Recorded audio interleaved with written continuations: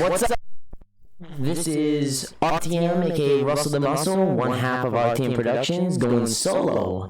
I know that my fans, because I did have a few fans. I know I wasn't like huge, obviously. I mean, I didn't have millions and millions of subscribers, but I had a few following my group podcast with CPT Productions. So for my fans on that, my very little fans, I know what you're thinking. Where's CPT? Well, like I said, I decided to go solo. We still have our group thing, and it will come back in the future. But for now, please enjoy this solo podcast, which I call Muscle Talk Show. I hope you enjoy it. Today, as you see, I am going to be talking about Extreme Rules, but since I haven't recorded in about 2 years, I want to have a quick summary about what's new with me. And I know what you're thinking. I know, believe me, I look good. I was always the better looking of the duo. No offense, CPT, I love you, man, but look at this sexy motherfucker right here. So what's new with me? I mean, I am getting married. I got engaged a number of months ago, which is nice. That's one of the perks that happened in my life, and I am so excited to marry the love of my life. We're getting married in March. We have a daughter together, which is nice also. She is wonderful, but you know how 3-year-olds are. So yeah, she's adorable, but she can be a pain sometimes, but I love her still. Moving on to a depressing note, my father passed away a few months ago. Rest in peace. We all miss him. The family's been a little rough, but we're getting through. He always wanted me to, not necessarily wanted me, he never forced me into anything, but he always thought that I should go solo with a podcast as well, not just have the group one with Chris, because he believed that, you know, I was good with wrestling, I was good with Marvel movies, I was good with DC movies, and he knew I was good with that type of stuff. I could talk all day long about movies, television shows, and that's what this podcast is going to be about: wrestling, movies, and television shows. I'm great with that stuff. Every once in a while I might give some advice, I might talk about what's going on in the world. I'm good with that stuff. I follow the news, I pay attention to the world.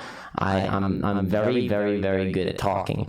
So I decided to listen to my dad's advice ever since he passed away, and I decided to go solo and try out my own little podcast. And I hope you enjoy it. I hope you enjoy looking at this cute face, this cute smile, every single week on YouTube. And maybe after I get big on YouTube, maybe I'll extend, maybe I'll go to other platforms. My uncle has his own podcast as well. It's called Sofa Kingdom. Check them out. They're actually very, very good. They're very funny. If you enjoy listening to a smartass make fun of his two partners on a podcast, my uncle's the guy to watch. But I also have an Instagram channel, but I'm guessing that my first set for a while of followers on YouTube will be my followers on Instagram anyways. But if you don't if you don't follow my Instagram account, please do, at Muscle Talk Show.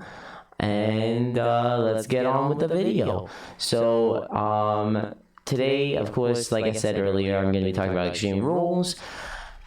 And honestly, I'm not that excited for it. I mean, it's like a B pay-per-view. I mean, some of the matches are like minor, I don't care for. Some of them are great, like Finn versus Roman, I'm excited for.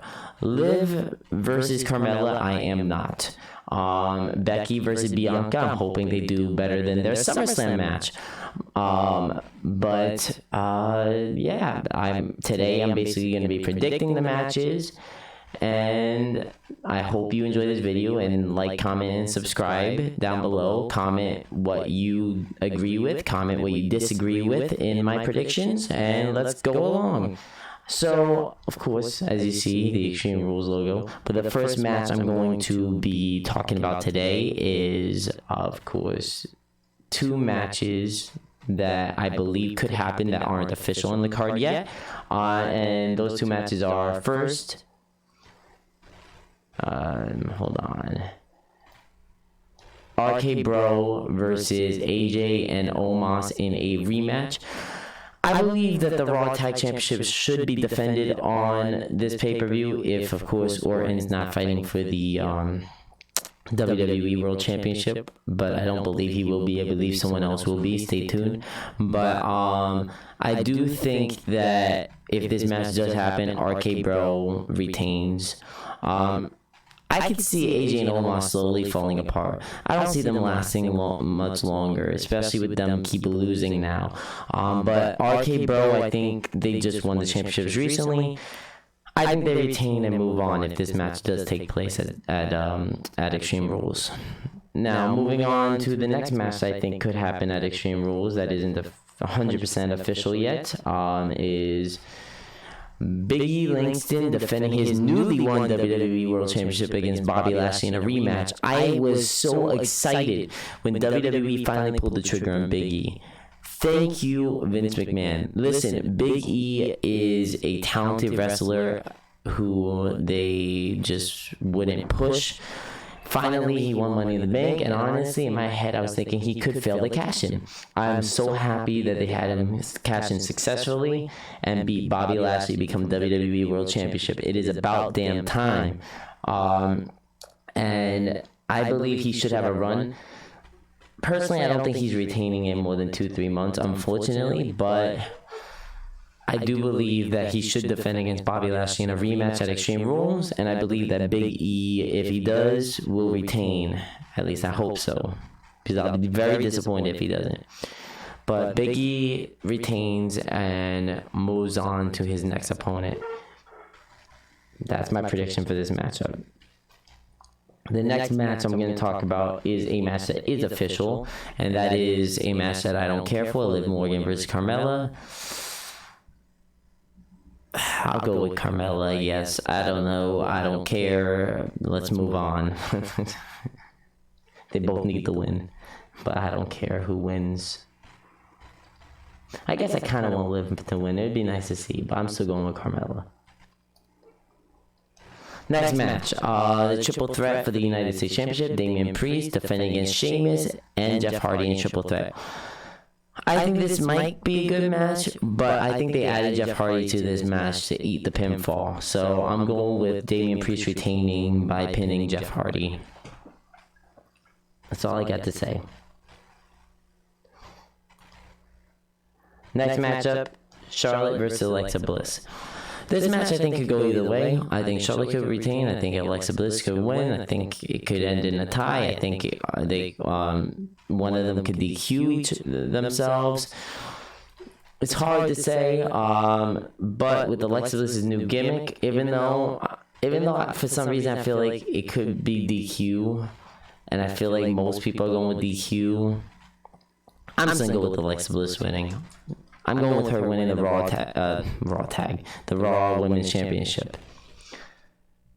Honestly, most of these matches I'm going to fly through because none of them, there's a lot to talk about. Moving on. Usos versus the Street Profits. I think this is going to be the match that could steal the show. I think it's going to be a very good match. Both are talented tag teams. But this match is too predictable. The Street Profits aren't going to win it. The Usos just won it recently, and with the Bloodline gimmick, they're going to keep it for a while. I'm going to go with the Usos retaining. I could see a rematch at the next pay-per-view, but I'm going to go with the Usos retaining and moving on to the next pay-per-view as champions. And that's all I got to say about this, but I do hope I'm right, and I hope this is an excellent matchup. So let's move on. Next match is Becky Lynch versus Bianca Belair. At SummerSlam, I was pissed. I was so fucking mad at how they did Bianca Belair. What an amazing SmackDown Women's Championship reign. ended by a 10-second match against Becky Lynch. I'm happy Becky Lynch returned. I'm happy Becky Lynch won the title. I'm just unhappy that it was like that. I'm hoping that this match is different. I'm hoping that this match actually is long. I'm hoping this match puts on a show, because these are two women that are very talented. At SummerSlam, it should have been like a 45 minute massive match. It should have been an amazing matchup. One of the matches stole the show. Nope. They ruined it. They managed to ruin an excellent match and bury an excellent wrestler. So I'm hoping they don't make that mistake again. I'm going with this match being a show stealer this time. Hopefully they're not stupid again. But I am going with Becky Lynch retaining. She just won it off Bianca. What was the point of having her beat Bianca in 10 seconds if she was going to drop it to Bianca again at the pay-per-view after? Becky Lynch is retaining the championship, and she's going to have a long reign with it. That's it. Moving on. The next match that I'm going to talk about is the main event, which is Roman Reigns versus Demon Finn Balor.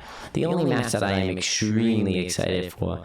I think this match is going to be the show stealer. I think this match is going to be excellent. Unfortunately, I'm not happy with how I have it ending.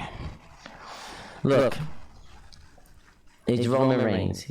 He's the top guy right now. He's the head of the table. Acknowledge him. He's not going to fucking lose the championship. So, two things going to happen. Either they have Roman Reigns actually pin the Demon, which would end the Demon's undefeated streak, which would piss a lot of people off, including myself, which is why I believe they should have had him be normal Balor, because I really do not want Roman to beat Finn Balor's undefeated streak as the Demon. But either they have Roman Reigns pin the Demon clean, or they have it end in DQ. Unfortunately, both is bad. I don't want either to happen. So, but I'm going to have to go with one. I'm going with disqualification. I think Roman Reigns retains by DQ, and Finn Balor, basically I'm going with the Demon winning by DQ. When Roman Reigns DQs himself. I think this match is the most obvious, because they can't have Roman pin Demon clean, or a lot of people will be pissed. I don't like that. I mean, they had Roman beat The Undertaker. I mean, not his streak, I guess, technically. I mean, Undertaker lost to Brock Lesnar first. But now Roman's going to go on and beat Demon's undefeated streak? No, they can't do that. It's going to end by disqualification. So, unfortunately, because I like clean finishes better than DQs. And especially since Charlotte versus Alexa could end by DQ as well, I don't want to see a lot of these matches end in DQ. But, you know, it's WWE for you. But, yeah, I'm going with Finn Balor winning by DQ and Roman Reigns retaining, walking out champion. But those are my predictions for Extreme Rules, and I hope you enjoyed them. I hope you comment below what your predictions are for Extreme Rules, because I am interested in knowing. And I hope you enjoyed this video. It's probably shorter than most of my prediction videos are going to be. That's because it's a short card with mostly predictable matches. But as promised, I said that this was going to be the first video I post, so that's it. So thanks for watching, and I'll see you in the next video. Peace.